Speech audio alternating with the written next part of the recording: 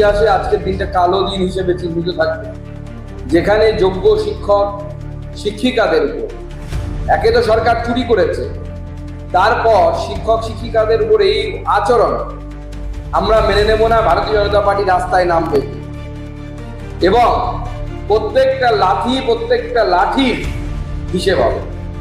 আজকে আমরা দেখেছি যে সেন্সিটিভ জায়গায় মহিলাদেরকে আঘাত করা হয়েছে, পুলিশ উদ্দেশ্য প্রণোদিতভাবে লাঠিচার্জ করেছে।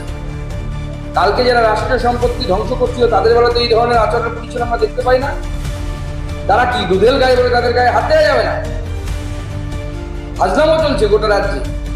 একটা অপদার্থ মুখ্যমন্ত্রী বসে আছেন চেয়ারে এবং তিনি যেভাবে আচরণ করছেন, আজকে শিক্ষকদের উপর যে ধরনের হামলা করেছেন, পশ্চিমবঙ্গের ইতিহাসের আজকে শিক্ষা ব্যবস্থার জন্য, পশ্চিমবঙ্গের শিক্ষা ব্যবস্থার জন্য আজকের দিনটি কালো দিন হিসেবে উল্লেখিত থাকবে ইতিহাসে এবং মমতা ব্যানার্জির পতনের দিন হিসেবে উল্লেখিত থাকবে। নতুন নতুন আপডেট পেতে সাবস্ক্রাইব করুন নিউজ আপ ডেইলি।